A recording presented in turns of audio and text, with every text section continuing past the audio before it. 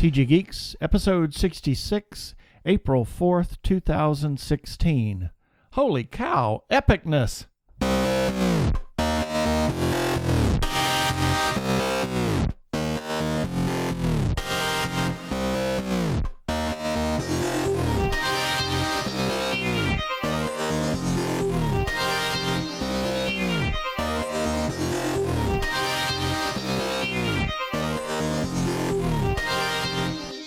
Hello and welcome to another webcast from tggeeks.com, where Ben and Keith, the Two Gay Geeks, talk about all aspects of geekdom and nerdery.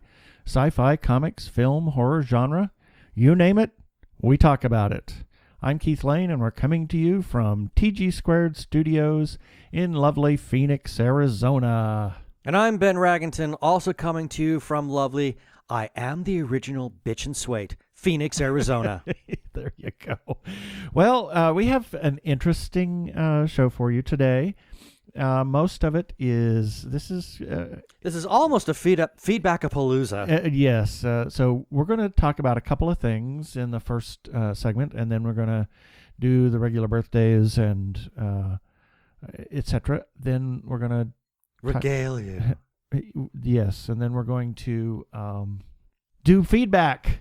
Regale you with feedback galore. And then we're going to talk about something else, and then we'll have a couple of follow-up items, and that'll be the show. I think we're in for a wild ride. So no question. I'm just going to give the news intro here. So here we go.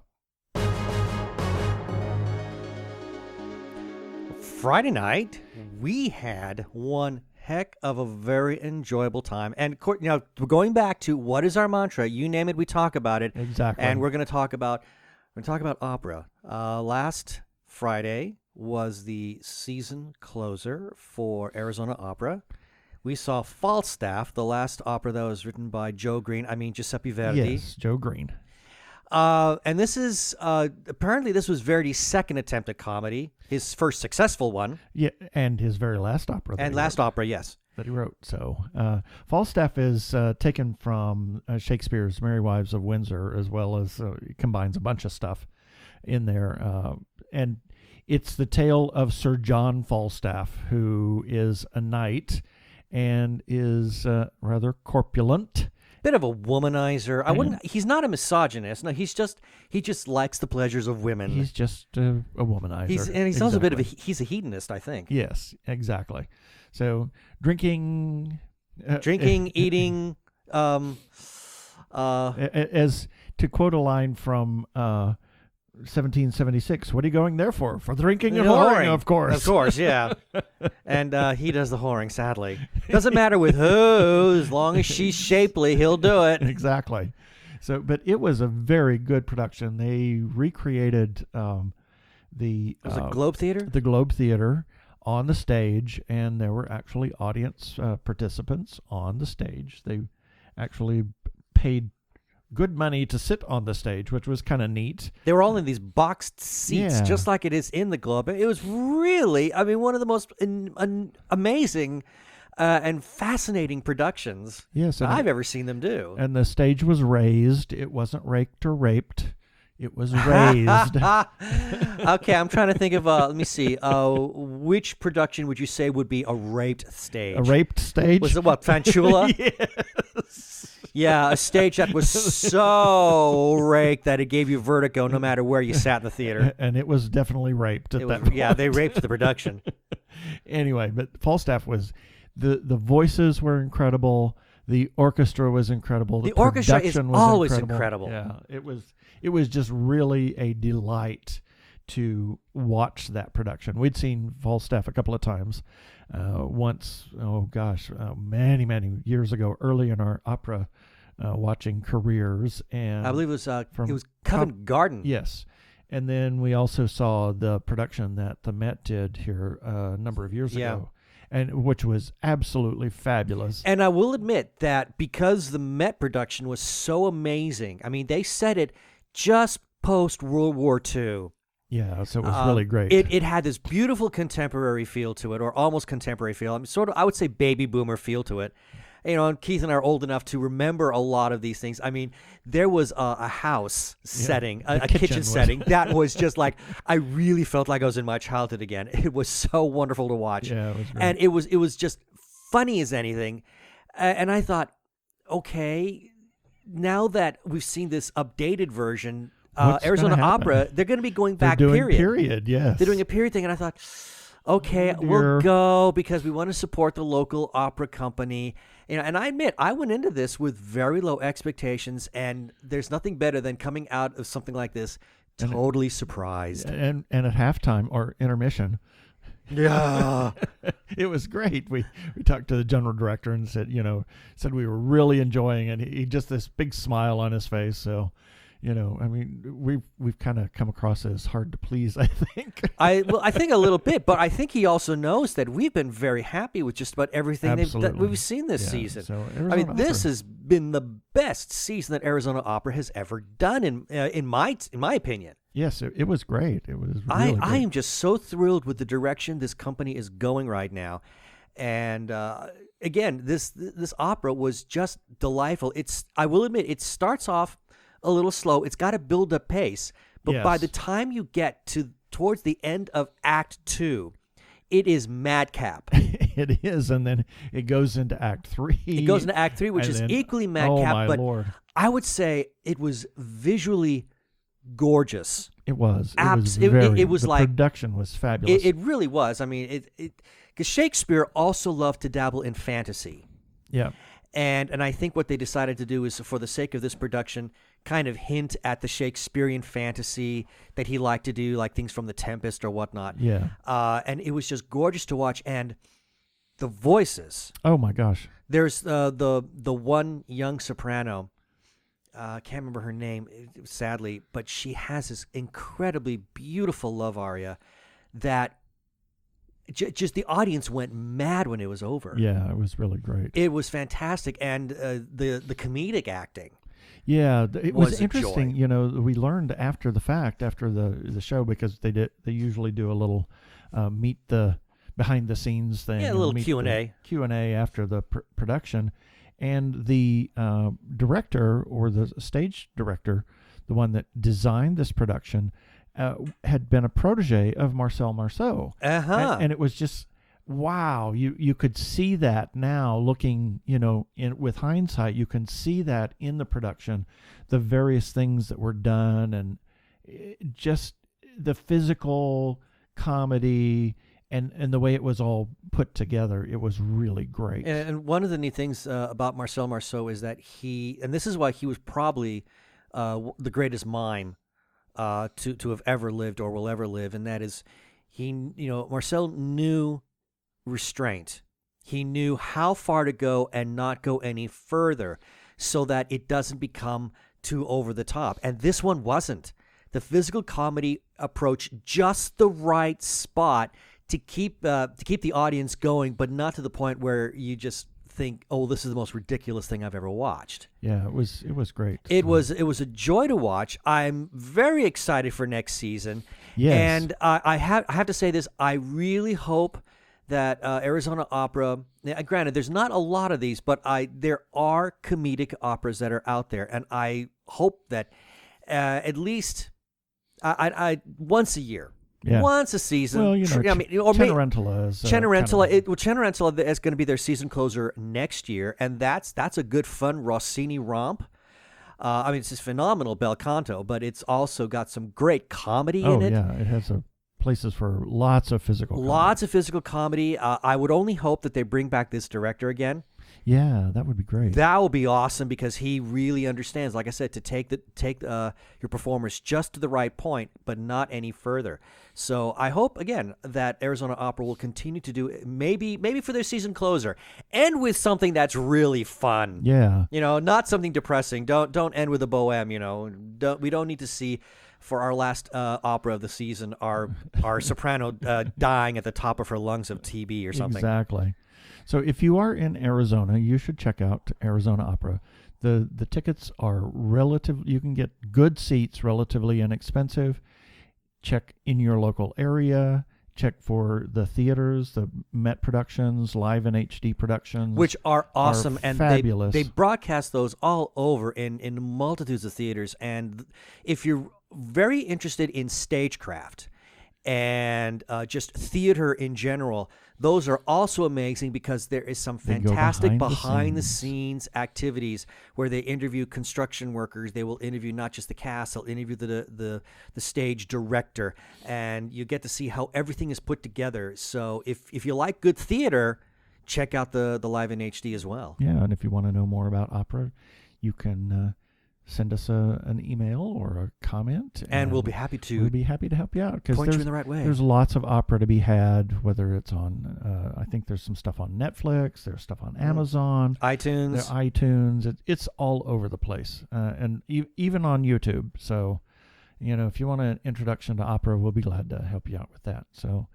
check out the local opera scene or opera wherever you can find it. Yeah, baby. They're like two gay geeks. They're together, They're two gay guys and they're geeks. Is that okay?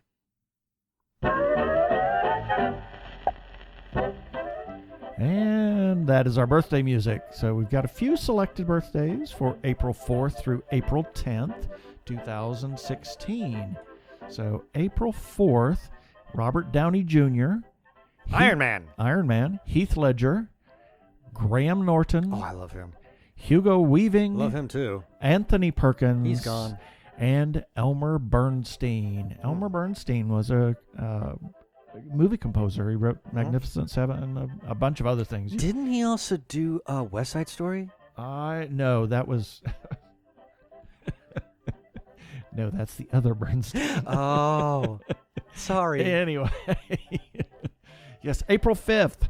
Betty Davis, Gregory Peck, Agneta Folkskog of ABBA, Frank Gorshin, Roger Corman, and Haley Atwell. Agent Carter. And Roger Corman, that guy's still going. Yeah, he's like 90 or something. 90, like and that. he's still working, and he's still cranking out the films. Some of them great, some of them not so great, but even the not so great ones are great to watch. Yeah. Also, then on April the 6th, Michael Rooker. Oh, well, that's Guardians of the Galaxy. Yes, and John Ratzenberger, Pixar's Good Luck Charm, yes. Or Rabbit's Foot or whatever. And then also on April the 7th, we've got Jackie Chan, James Garner, Billie Holiday, and I'm going to do something here real quick. Let's see if I can get this. And we're going to do the next person is Percy Faith. Oh, you're kidding. Percy wrote this? Yes. The Doria Biddle theme? The Doria Biddle Show. And for those that don't know, this was, we used to listen to OutQ a lot when it was still on the air. And Ben Patrick Johnson. Yep. Was a friend of Doria Biddle's. Yes. And he made this, and and that's the end of that clip. So let me start the birthday music back up. But he made a little thing under the summer place, and it was the Doria Biddle Every Show. 5 seconds, the Doria Biddle Show. And she would do that just to get under Frank's skin, which is always a great laugh. So I just had to do that, because it's such an iconic Oh, piece it of is. music. I really like it, although I learned to love it all over again. But I have to hear Ben Patrick's voice, Yeah. every 5 seconds saying the Doria Biddle Show, because it's just funny. Just funny. And also on April 7th, Francis Ford Coppola. April 8th, Julian Lennon. Oh, don't get me started. I love this guy. He is such an amazing musician, and he has... Yeah. He's not given the respect that I think is due. Yep. Also on April 8th, Katie Sackhoff. Now, this is weird. And Richard Hatch. Apollo and Starbuck, but of two different generations. The other Richard Hatch. Oh, fudge, you're kidding. No. I put that in there on purpose. You did that to throw me. And I didn't. I put the comma in there because I started to write the other. You got me.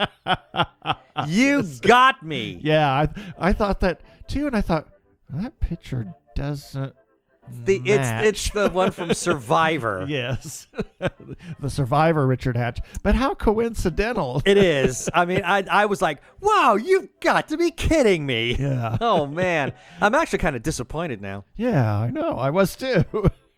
April 8th also, Mary Pickford in 1893. Good heavens. She was like the first lady of film. I mean, Yeah. she's just been around forever. And then also April 8th is the birthday of Gautama Buddha in 563 BC. So he was the founder, if you will, of Buddhism, and it's not a. I mean, yeah, talk about Buddhism some other time. Yeah. April 9th, Mark Pellegrino, who will be here At for Comic-Con. Phoenix Comic-Con. Marty Croft. Of Sid and Croft. Sid and Marty Croft. Sid and Marty Croft, yeah. And then W.C. Fields, 1879 on April the 9th. April 10th, Haley Joel Osment, Omar Sharif, Harry Morgan, and Max von Sydow. And that is it for the birthdays this week. Let's all go to the lobby. Let's all go to the lobby. Let's all go to the lobby to get ourselves a treat. Technorama, the podcast for geeks, because geeks are better than cool. You don't hear someone say, "Get away from me, you cool person." Who's gonna have their 65-inch home theater system installed by the Cool Squad? Not me, that's for sure. How much cool cred do you have? Not enough to care about. Think you'll find any canned unicorn meat at thinkcool.com? It's just a part domain name. They don't even have roadkill in a paper cup. That's why you need to start listening to Technorama, because that's what geeks do. Go to chuckchat.com and listen to Technorama before you turn cool.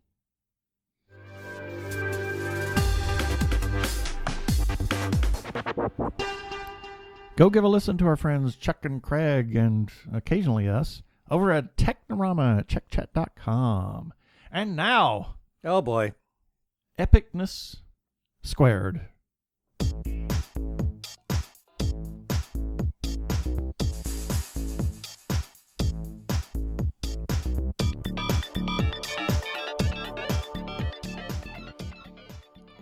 I almost feel like you should be playing the 20th Century theme, Fox, for this one, because this is massive.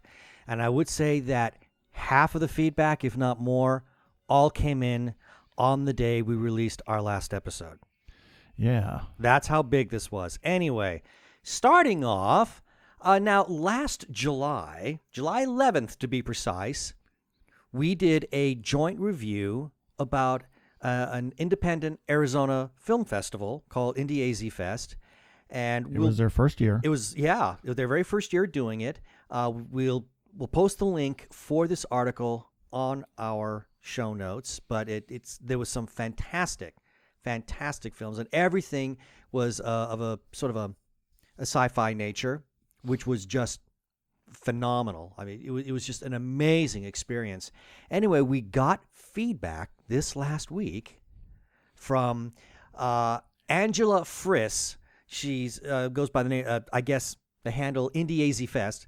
Anyway, Yeah, she's one of the handlers or programmers, managers, bosses.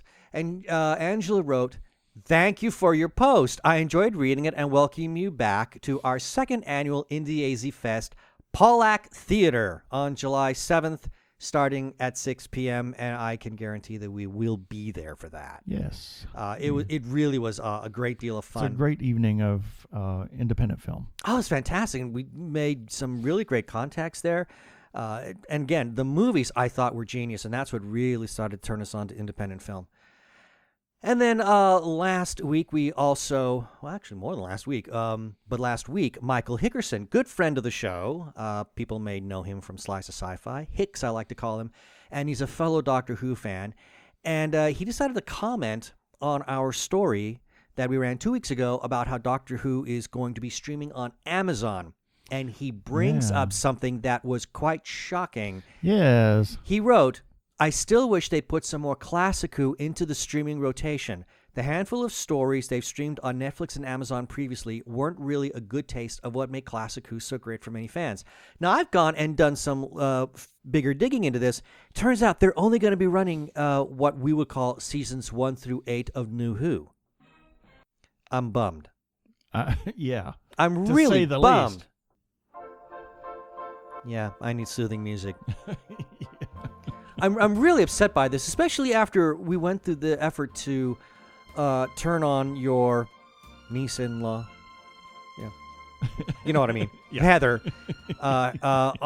She wanted to know about how she could kind of get more into Doctor Who, and we were all really excited about how Doctor Who was going to be streaming on Amazon. There was all this hoopla about Who moving to Amazon. I mean, it was getting a lot of press. So I think everybody was acting under the assumption that it was going to be all Who. It would be the whole thing, the whole package. The whole Who. The whole Who. And nothing but the Who. So help you Who. Doctor Who? Yeah. And I'm very upset at the fact that they do not appear to be running any of the classic material. But let's just wait and see. Maybe they'll surprise us, but as I've said so far, I've only seen the announcements for season 1 and 8, which is basically when Chris Eccleston came in and RTD rebooted the show. So we'll wait, but as of now, it looks like we're only going to be getting the new stuff, and I'm not happy about that. And then we also ran a story about how Amazon is going to be... We talked about how they're bringing back the Tick. The Tick. The Tick. Well, apparently, it's going to be darker and more grounded. And we've got the story again will be on our show notes. But this is what was said by Amazon exec Joe Lewis when he was talking about the Tick's uniqueness. And he said, it feels like on one hand you can say the superhero landscape is crowded, but I think that over the last 2 decades of it, there's nothing else like the Tick. Well, that's true. I feel like it has found this unique place where it's long existed as a satire, and I thought that we had the possibility here to do something really different. Something that's filled with satire, but also true to action comedies and superhero comedies. Now, the idea of it being grounded is, I think, kind of, it runs against the grain of everything that the Tick has been. Now, for anybody who doesn't remember, the Tick was originally, it was a cartoon. And because it was a cartoon, it was just completely just nuts. Then Patrick Warburton came in for Fox Television and starred in the role. And for anybody who's ever seen what that man can do, it was just as equally goofy. But now they're talking about doing something that's on the serious side. It's a superhero called the Tick. I know. Let's For be heaven's real. sake. And his cohort Arthur is a moth. Really? I mean, this. How can you make this more grounded and darker if it's going to be like that? It doesn't work that way. Exactly.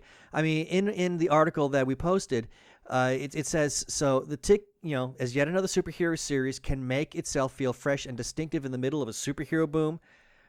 The team behind the Tick discussed the revival's darker and more grounded tone. Shut up! Shut up! Shut up! And its still unique position in the superhero genre. I'm not happy about that. Apparently, we weren't the only ones not happy about it. A lot of people weren't happy about it. I'm just scrolling down here. It's a whole page full. I know. Starting off with good friend Brian Weber, Arkle. He writes, a darker The Tick could work as a 5-minute spoof of grimdark superhero stories on YouTube, but not as a whole series. You're right. This worries me. I can't afford Amazon Prime right now, so I will probably not be seeing it, at least not soon anyway, but still. I agree. As little bits here and there on YouTube, I think you're right. It could be done that way, but as a whole series on Amazon, no. Hickerson comes back and he says, if the show can emulate what the animated version of The Tick did, I think it could be fantastic. Well, that's just it, but it doesn't appear to be emulating what the animated did. The animated was fun. It was lighthearted. It was silly.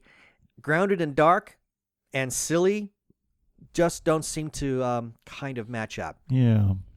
I love this response from Tom Alred Gulbranson. He just, I think he puts it better than anybody. He simply says,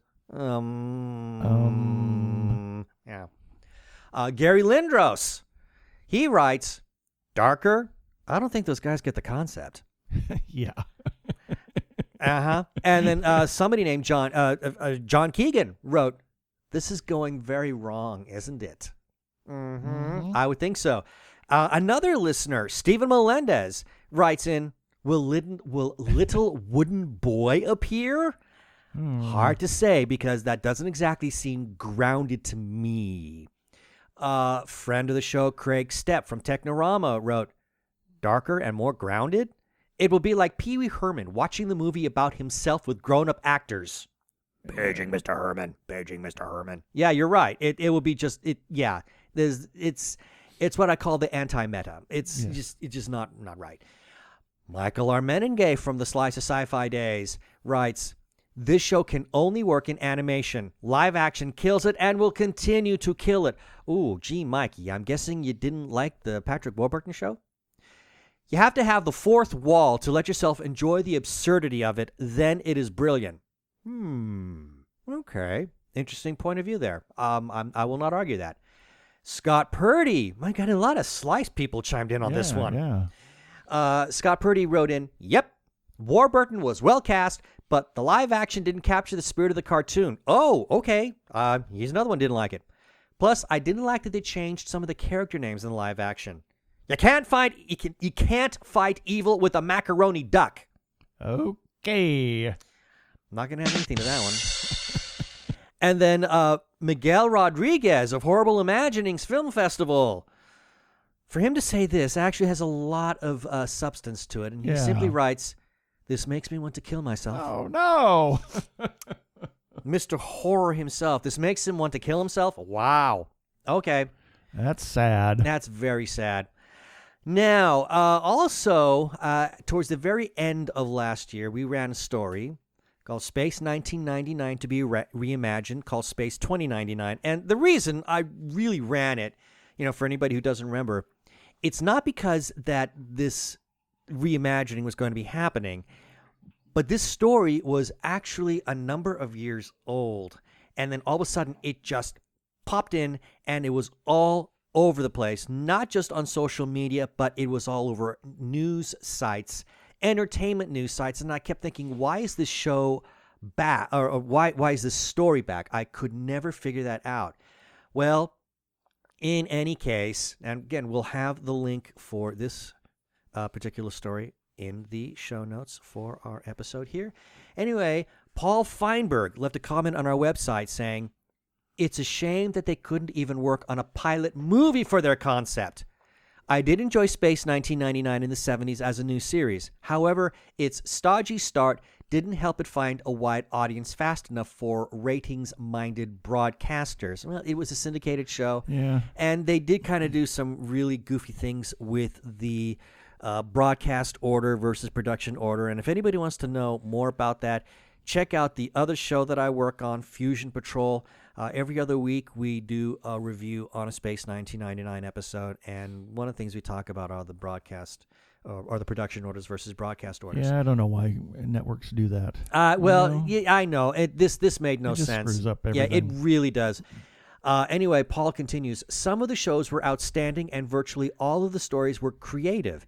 It seemed that the producers of the series were well aware of their problems, and virtually all of the production qualities were significantly updated for the second season. You're going to get some big argument out of me on that one.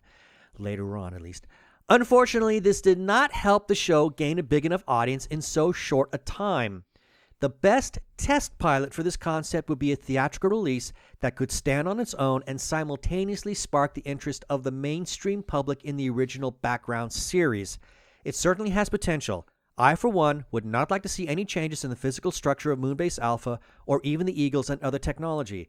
Instead, I would like to see the logical projection of what it all would look like after more than half a century of travel through the Milky Way galaxy, with possibly the presence of one or more of the former inhabitants while they are still available. Truly, they are throwing the baby out with the bathwater if they pull the plug already. Now, that will be interesting. Martin Landau and Barbara Bain are both still alive. I know that, as is the actress who I believe played Sandra. They're still alive. However, I don't think you could get Martin Landau and Barbara Bain on the same stage together anymore. Yes, they were married at the time. I don't think that they will want to work on a production together again. I don't know. I could be wrong. You never know. You never really know. And then last week, yeah. Oh, boy. Now, this is sort of boy. Oh, boy. This is a follow-up to what was probably one of the most biggest controversial things we waded into since Robotech. And that was the whole Batman vs. Superman Dawn of Justice movie that came out.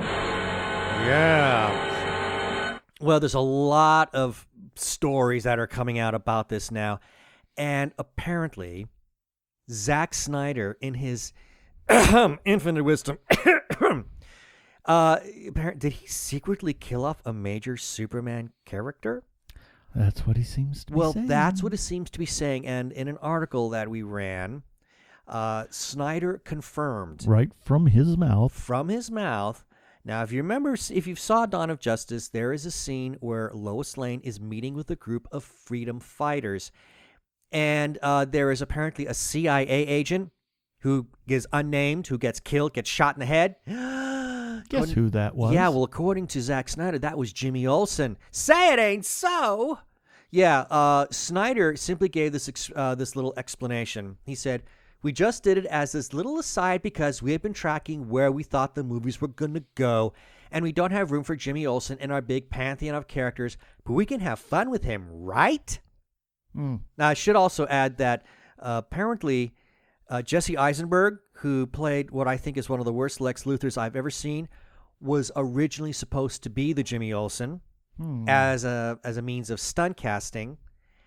And somebody else was planned to play the role of Jimmy Olsen himself.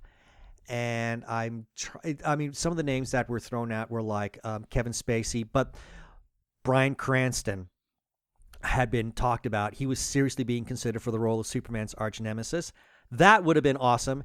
In any case, they decided to kind of throw things up, throw it up. Kind of play things around a little bit and make Jesse Lex Luthor, and then just cast some guy to play Jimmy Olsen, and then cut out his name reveal in the show. It is supposed to be in the extended version that comes out. The 3-hour version, director's cut, will say Jimmy Olsen's name. Anyway. 3 more hours to take a nap?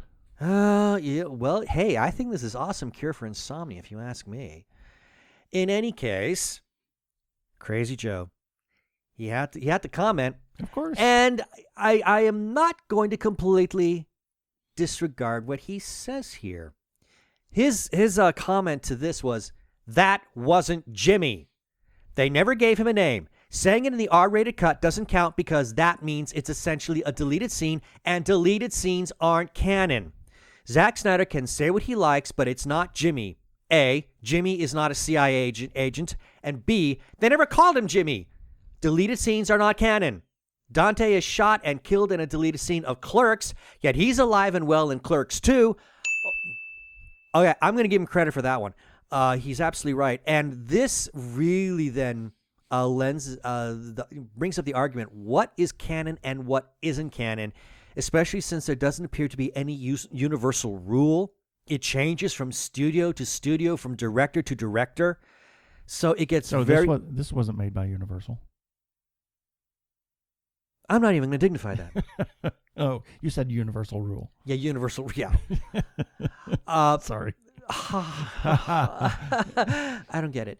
In any case, I even, no matter how you slice it, I think this is a really shady move that Snyder pulled. I didn't like it.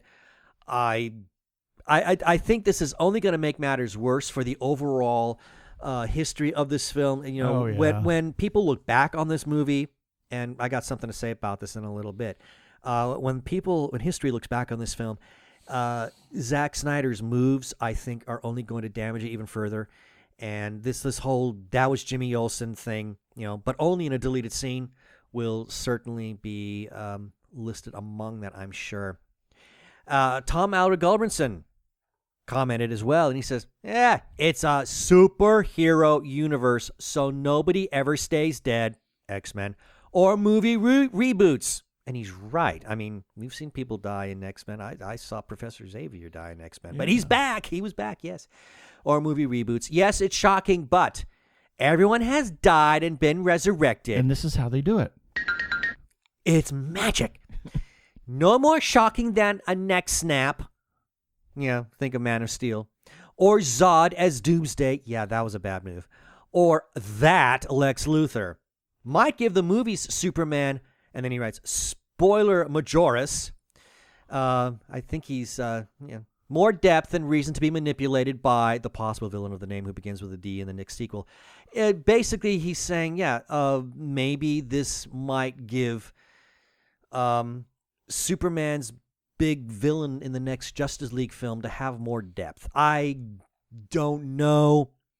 I still think it's a lame move.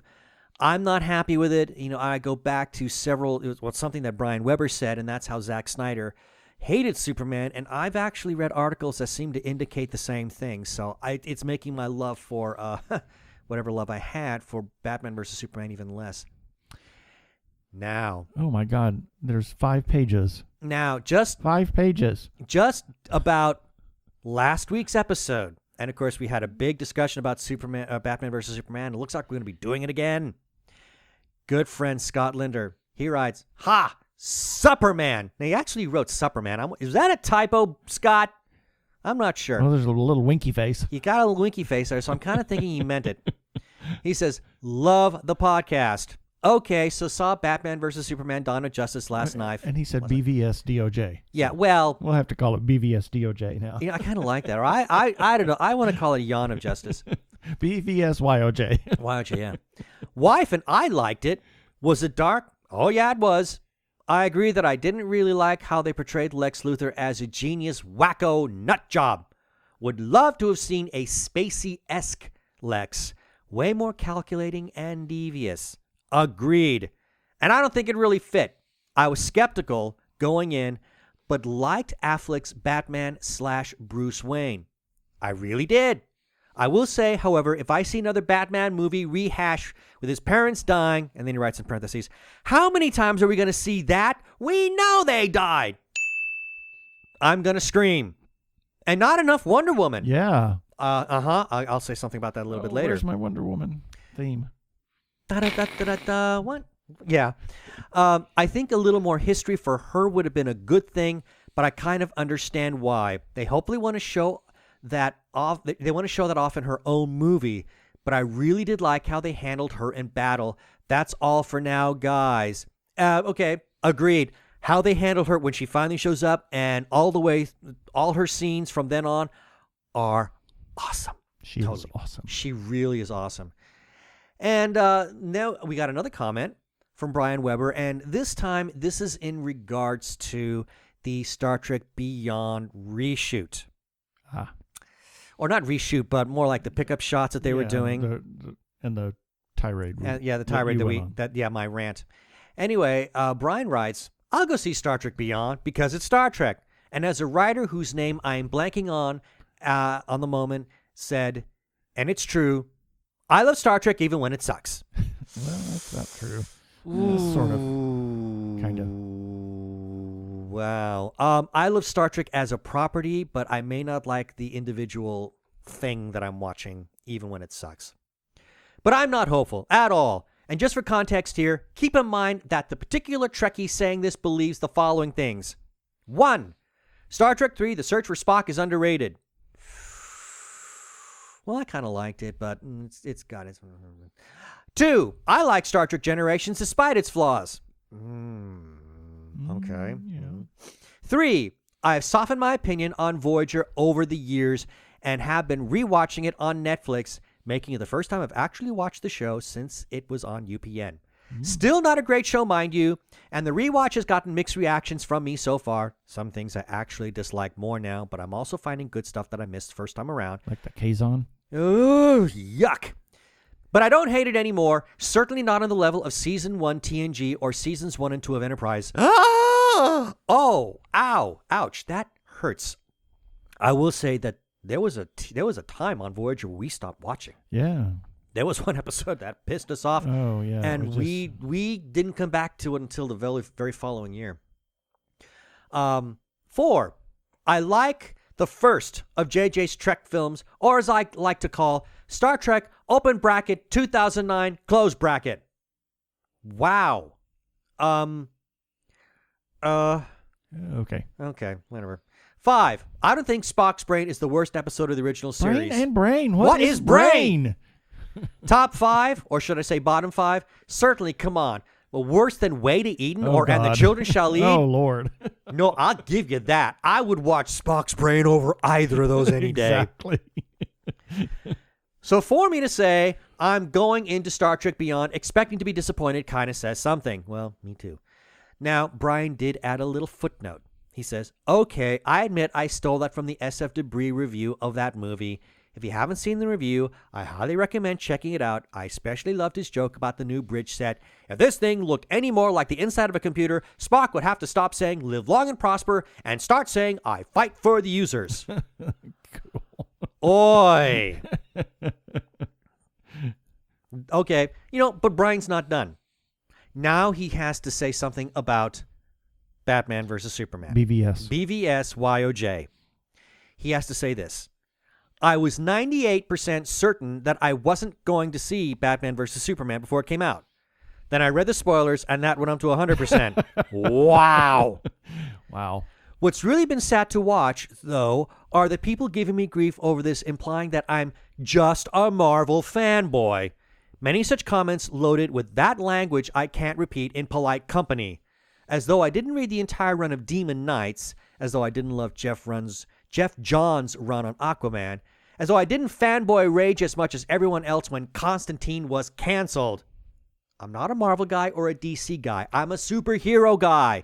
I am a superhero guy. Oh, very good. I should have been excited. AF. We won't say. I'm not going to say.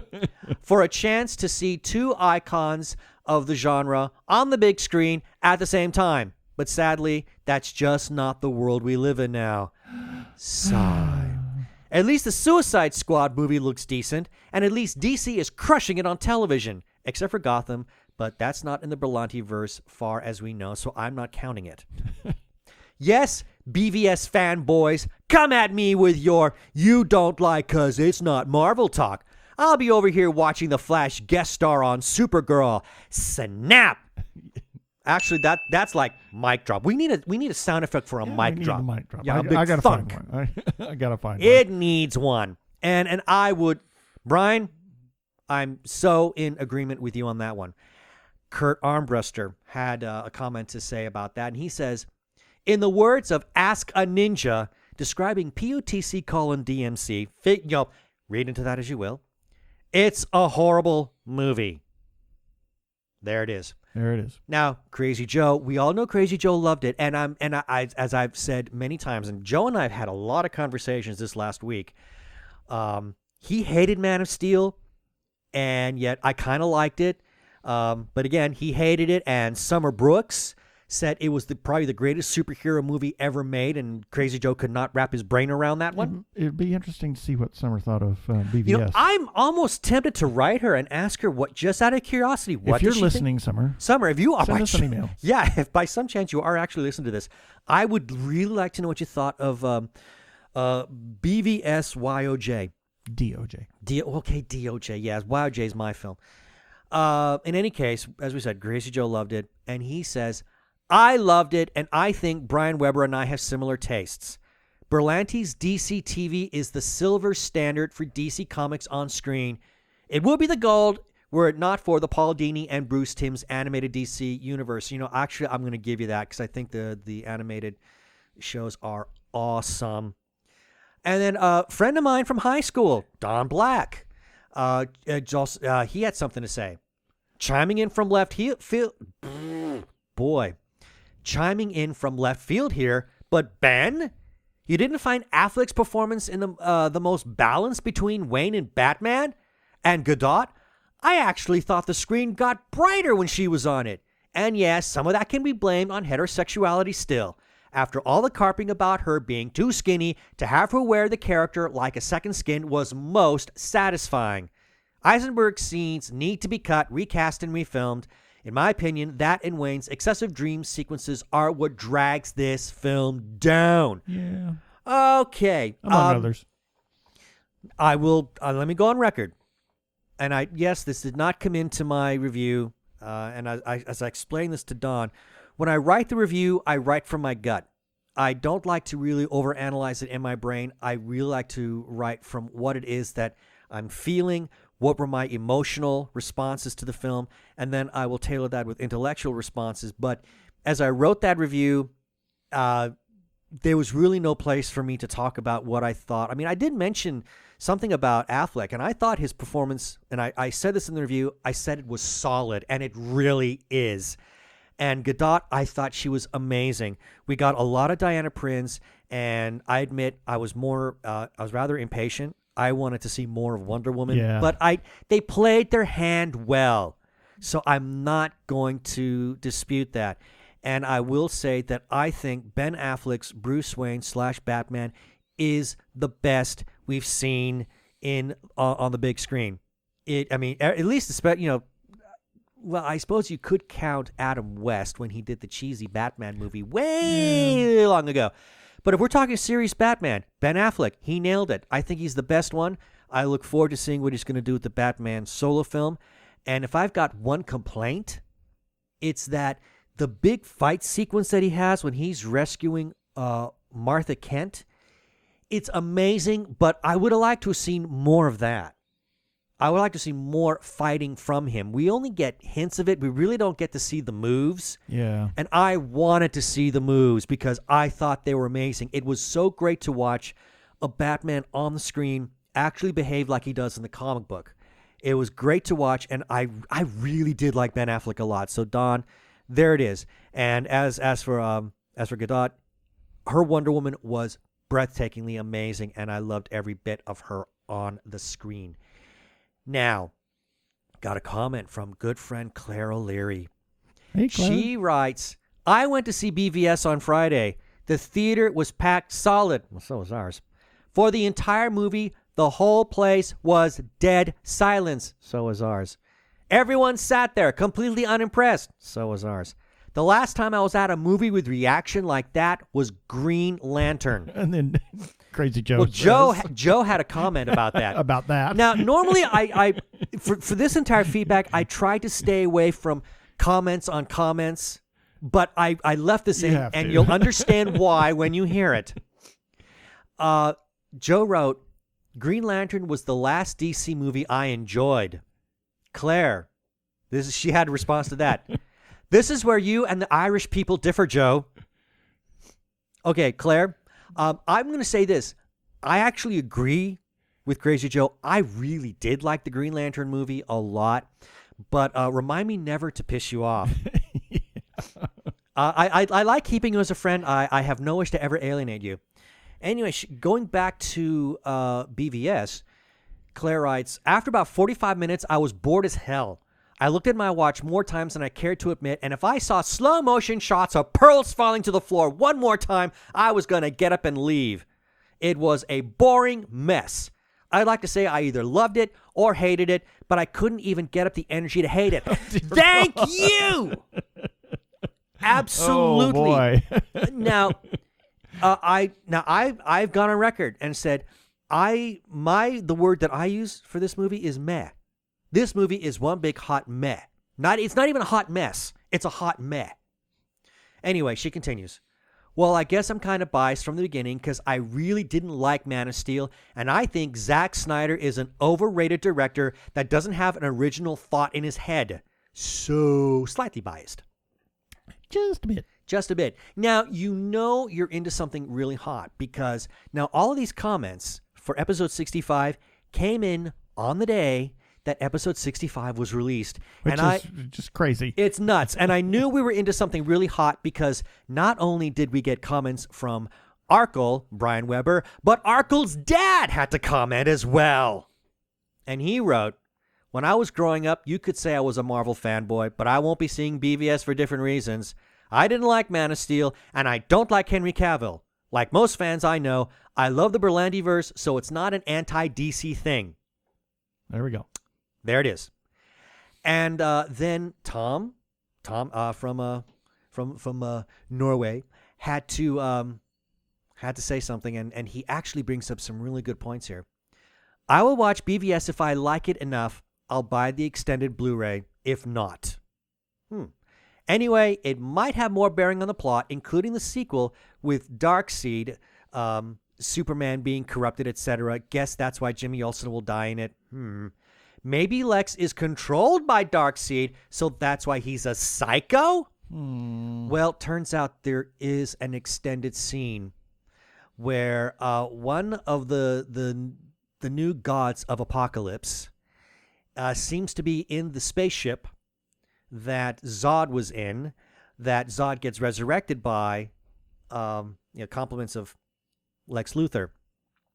So there seems to be some deleted scene suggestion that perhaps the reason Lex Luthor was so bonkers crazy is because there was a very evil Titan controlling him. Well, if that's the case, okay, great. But I have to take Crazy Joe's side on this. Just because that's retconning, and I really hate that. So I'm really not a big fan of that. Anyway, Tom continues. You can even see a mother box in the film when you see the footage on Cyborg, and you're right. There is a mother box, which is new god technology. It's like sentient tech. And that was used to create Cyborg in that little secret footage that Luthor had on his system. Anyway, this is I think it was according to the Easter egg list online. Also Lex knew that Darkseid is on his way. There is zero doubt about who the bad guy will be. And everybody knows that Darkseid will be in the Justice League film. Taking into account the Omega symbol, the Flash warning heroes across time, and Batman's dream. Either way, I really hope the extended DVD will show Lex going nuts, or that the Justice League film will show Lex being controlled. That could work. If you show that he's being controlled in the Justice League movie, then that'll be okay. Now, I did a little bit of research on this about Batman versus Superman. This movie set a record, and not a good one. Oh. It saw a box office drop of 81.2% in its second week. Wow. Making it the largest Friday-to-Friday drop of any blockbuster ever, and that was on Forbes. Wow. Well, it had pretty crushing first weekend, so. Yeah, the first weekend was great. And if you're just going to look at that dollar... Maybe all the bad press. Well, not just bad press, but people just saying, what the hell did we just see? Well, I think a lot of reasons movies do so well is because, well, if they're really well made, there is repeat viewing. People will go back to the theater. I can't tell the number of times, that we saw Avengers in the theater. How many times did we see Ant-Man in the theater? I mean, when you go back to see a movie, that's the telling point. Yeah. And I think a lot of people are not going back to see Batman versus Superman. That and possibly with the bad reviews, or not bad reviews, the mixed reviews that have come out, I think a lot of people are going to take a step back and say, let me wait for the Blu-ray to come out. And then lastly, on this subject, somebody on our Google page, John Stells, simply had this to say about our episode. Great! Okay, glad you liked it. Thank you. Glad you liked it. Now, in light of everything negative about BVSYOJ, a lot of people are now looking towards the other Warner Brothers properties. Aquaman is very much on the list. And we've got an article about that. Where there's an interview with Justin Wan in the article. I thought it was James Wan. No, Justin Wan. You sure? Yep. Okay. Justin Wan. He's the director. He's also going to be directing the proposed Robotech film. But before he gets to that, he's going to be doing Aquaman. And there was some discussion. Man of Steel was kind of dark and gritty. BVS, YOJ was really dark. So people were kind of wondering, well, what are you going to be doing with Aquaman? And he said in an interview, James. James? Really? Yes. Well, this, interesting. The article that I read from LA Times called him Justin. And that says James. That's the headline. Oh, interesting. It says James Wan. Huh. I thought, okay. James Wan. Wow. Then well. the source that I got this from had the wrong name. Oh, well, you know how that is. Anyway, James Wan said, I would love to capture the fun spirit of high sea adventures, treasure hunts, sea monsters. That's the spirit I'm going for. Swashbuckling. Like Zack Snyder said from day one, Warner's has always said to me that we are a filmmaker-driven studio, and we want each of the DC characters to have the stamp and the trademark of the filmmakers that they picked to come shepherd it. As I've always said, whether it's a Marvel or a DC, they have that sandbox. That sandbox is in place, so you have to come in there and play within their sandbox.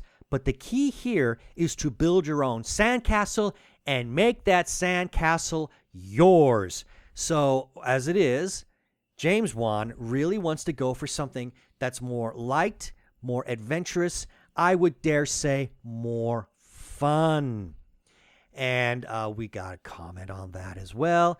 And that also comes from Tom. And he simply writes, oh God, please have a lighter spirit than BVS or Man of Steel. Please. Please. Well, I think you're kind of safe there. Then, lastly, we ran a story late last week about the plans for DC's Legends of Tomorrow Season 2. They've cast an actor named Patrick J. Adams, who some people might recognize. He was in Orphan Black. You can seek him out there to see which role he played. Anyway, he's been cast to play a very secret role in DC's Legends of Tomorrow. He will be showing up in the Season 1 finale, and then he will stick around for the Season 2 premiere. Though he hasn't been booked outside those 2 episodes, there's quote-unquote potential for more. A lot of people are kind of wondering who he's going to be playing. There's been talk from the DC Entertainment CCO, Jeff Johns, that a time-traveling superhero named Booster Gold will be appearing on the screen. So everybody's wondering, hey now, could it possibly be that Patrick Adams is going to be playing Booster Gold? Because what we do know is that he's not going to be playing a bad guy. The role has not been revealed, but it has been stated that he will play a fun character the fans will love. So a lot of people are thinking, maybe he'll play Booster Gold. Booster Gold is a hero from the future. And I've got this great theory that says, okay, maybe our legends actually managed to get rid of Vandal Savage once and for all, thereby changing the future instead of it being the bleak, dark future that former Time Master Rip has come from, that a new future, a new optimistic future has been created that Booster Gold comes from. Could be interesting. That could be an interesting idea. That's my thought on the subject. Anyway, Crazy Joe simply had this to say, please, please, please be Booster Gold. Elvis has left the building. Anyway, and that's it for our feedback this time. We do want to hear from you. And yes, we will do an epic feedback. We may have to start, if we continue to have feedback like this, we might have to have a special feedback episode like this one is. We do want to hear from you. You are important to us. If you like the show, or if you dislike it, or if you like the articles that we run, or you dislike them, or you have some comment on them, we do want to hear from you. And we will talk about your comment. We'll, we do want to hear. All comments are welcome so long as you play nice. As long as you play nice. Yes, please refer to our terms of service and privacy policies. And if you want to comment, you can comment on our website, tggeeks.com. You can go to our Facebook page that you can look up as TG Squared Studios or TG Geeks Webcast. You can comment there on the episodes and the articles that we publish. You can even comment on our YouTube episodes. And you can also call our listener feedback line like Joe has and Brian has at 469 TG Geeks. That's 844-3357. Hi, this is Jonathan Latt, author of the pulp novel The Geek, and you are listening to the Two Gay Geeks podcast.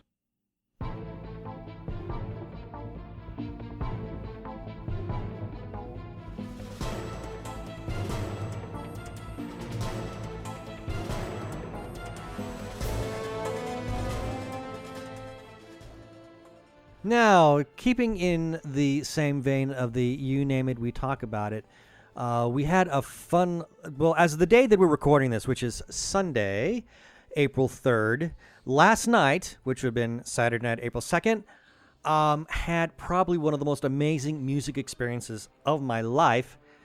We got to see legendary guitarist Steve Hackett in concert. Now, for people who may not know who Steve Hackett is, he was not the original guitarist for this band, but he was hired in the very early 70s to be the lead guitarist for a little band that you might have heard of called Genesis. Yes, that same Invisible Touch, Mama, That's All, Tonight band. He was actually the guitarist during their most art rock progressive days when Peter Gabriel was the lead singer for the group. Now, Steve left the band in 78 and has forged his own solo career after that and has released I wouldn't say that they're commercially successful albums, but they are very successful among the fans. And he played a little bit over 2 hours last night. We saw him over at Talking Stick Resort and is in their ballroom. So it's sort of an intimate setting, which I very much enjoyed. And he covered a lot of ground. The first half of the show was all of his solo material, and he covered a wide range of his solo stuff, from early solo to late solo, including a brand new, something never released song that he wrote for his wife. I mean, it was a phenomenal show. And then in the second half, he went back and played some classic Genesis material that just never gets performed anymore. And the reason he did that is probably because he's the caretaker of that material at this point. The new band, or not new band, but Genesis lineup as it is now, which has been Phil Collins, Tony Banks, and Mike Rutherford, they only do dabble here and there, little medleys here and there, the segments here and there. You know, they never really do full-blown classic Genesis material anymore. It's just not in their wheelhouse. They usually do the new stuff, or at least the stuff since Phil took over as singer. So Steve has become the caretaker, and Peter Gabriel doesn't perform that stuff anymore. He only does his solo material. That leaves Steve. He is the only one who performs the classic material, and we got a good sampling of that as well. And I would say that this was one of the most magical music experiences I've had in an incredibly long time. Steve is a truly gifted guitarist. He doesn't necessarily need to be overly flashy. He's really all about textures and atmosphere, and sometimes is very happy while other instruments are doing these incredible leads. He just likes to simply play back and sit back and just do this nice little picking pattern to help fill out the background. And then all of a sudden, out of nowhere, come in and do some amazing playing where he shows off various styles and techniques that have influenced guitarists that are popular today. The man is an amazing musician. The band was fantastic last night. You could see the enormous amount of fun that they were having while they're performing, not just the solo material, but also the classic material. And the audience was so into it. I'm still kind of processing what we witnessed last night. But it was just such a joy to hear and see these songs being performed. And I do say see because I like to watch the musicians as they're up there performing their craft. And I remember thinking several times during the show, this is what music really is. You know, and this goes back to also when we were talking a little bit earlier in the show about Falstaff. I love talent. I love to see talented people perform.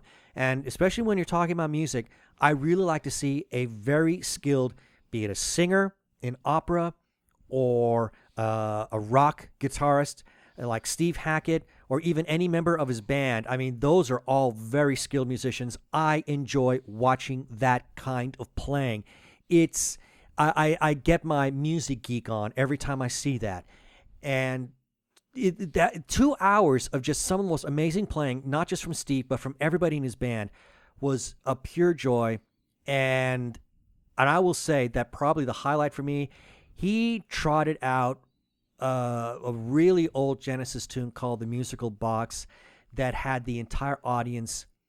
I think they were going to blow the roof off the building by the time he finished it. I mean, the place just went wild. And even before he finished it, everybody just began to sing along at the top of their lungs, because I think there was something very cathartic about it.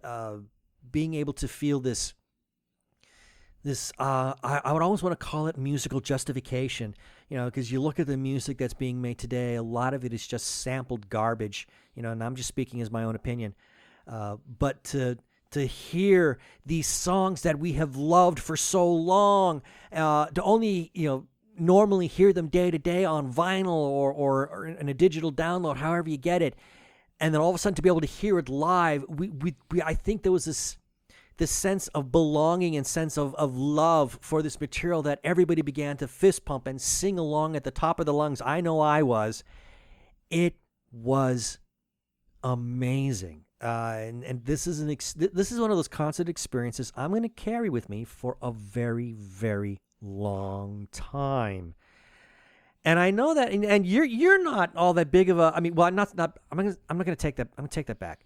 You are not that well versed in Steve Hackett or the classic Genesis material, but even as we left the show, I mean, you were saying that there are a number of times during the concert that you found yourself smiling at what you were watching. Yeah, I was just watching the musicians have a great time, and the music was really fascinating. I found some of the pieces to be just incredibly fascinating. You had a term for it. I called it progressive esoterica. And I would agree with a spiritual feel. Yeah, I would agree with that. I mean, there was something. The music does not follow the ABC formula or ABCA formula structure, and it's just the most complex composed music you could ever hope or love to hear. And all I gotta say is, man, what a great weekend for what I think was just some really, really great musical performances. Yeah. And we have a few follow-up items, as always. Now, Pia Thrasher's Indiegogo campaign has completed. She met her goal of $7,000. Yay for Pia for her new movie, Things We Dig. But you can still support independent film. Now, later this week, we will be releasing a separate episode 67, which will be an interview with Patricia Chica and Christian Hodko. They are getting ready to start their Indiegogo campaign for a movie called The Morning After that Christian has wrote, and it's going to be produced by Patricia. I think she's directing it too. I'm not sure. She may be directing it. I thought, well, maybe Christian directed the short that they did for it, or possibly. Anyway, but Patricia is definitely involved in the movie. Yeah, she's definitely involved in this film. So we're going to do an interview with them later today, and we will release that later this week in conjunction with their Indiegogo campaign going live. So check back later this week. Also, Phoenix Comic-Con 2016 continues to announce guests and activities. Oh my God, they've got some great guests coming. And we get the regular press releases, so we publish those whenever they come out. Check our website for those press releases. Hotel rooms are still available, and memberships are still on sale. I think they go up to the end of April. So please keep checking phoenixcomiccon.com for updates. And a new announcement last week that they had was that FanFest 16 will be October 22nd and 23rd in downtown Phoenix at the Convention Center. More information will be released after the June event, so check out our article on FanFest. And we want to give a special shout out to the Doctor Who Fancast Guide. They like to recirculate our stories, and we love it when they do because it increases our viewership. Well, yeah, viewership on the website. And if you want to read the Fancast Guide, just look up Doctor Who Talking Who on Twitter, and their Twitter handle is @TalkingWho. And someone else who likes to recirculate our material is Arkle. Brian Weber, we love him. And he puts together something called the Arkle Times Post Dispatch News. And if you want to read the Dispatch News, you want to find Social Justice Scald at Twitter, and his handle is @Arkle, ARKLE. And he also has a presence on Tumblr called the Incorrect Star Trek Voyager Quotes. And a lot of the quotes that are there are not safe for work, so you want to read that site in the privacy of your own home. And I think he's also hoping that, if other people come up with some incorrect quotes, he would like to know about them so that he can put them on his Tumblr page. Absolutely. And we want to give a shout out to The Lookie Show, the twins, Sasha and Dagmar. We love them. We love them. They've been kind of wild and crazy on Twitter the last couple of days. Yay, they're back. Yeah, so hopefully on Twitter they are @Lookie Show, and they have a presence on YouTube. It's The Lookie Show, and it is they do old movie reviews, and if you like campy movie reviews, this is the show for you. So look them up, The Lookie Show. And lastly, a special shout. Actually, it's not lastly. What am I saying? Lastly for me, I want to give a shout out to the Facebook group, The Gay Geek, because we get to post our episodes there. And their URL is facebook.com/groups/The Gay Geek. And their chief poobah, grand poobah moderator, Jeremiah Reeves, the man is awesome because he's the one who gave us his blessing to put our stuff there. And that has also increased our audience. So Jeremiah, thank you. And check out that Facebook group because it's awesome. And lastly, we want to alert you to our Amazon odds and ads on our site. It's Amazon odds and ads. Yeah, they're odds and ads. Ads and odds. Just check out the ads. Just if you every once in a while, just click on one of the ads and go to Amazon. You don't have to buy anything. It just shows Amazon that we're getting traffic and that they're getting traffic from our website. And if you happen to want to buy something, do it through one of our links. We get a little bounty for that or a small commission. So thank you for your understanding.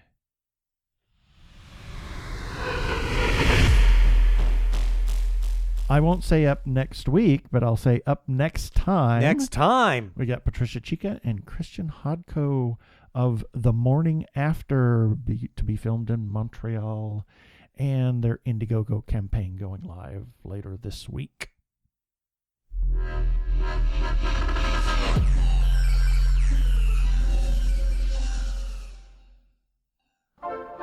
Oh, wrong music. Sorry. You did that on purpose, didn't you? Did I? Did I? Really? That should do it for this episode of the TG Geeks Webcast.